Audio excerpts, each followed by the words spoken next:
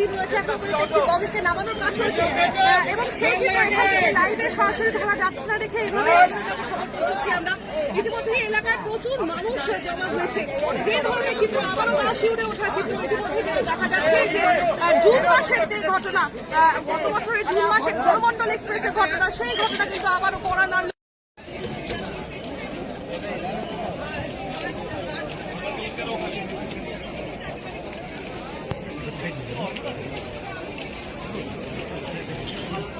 No.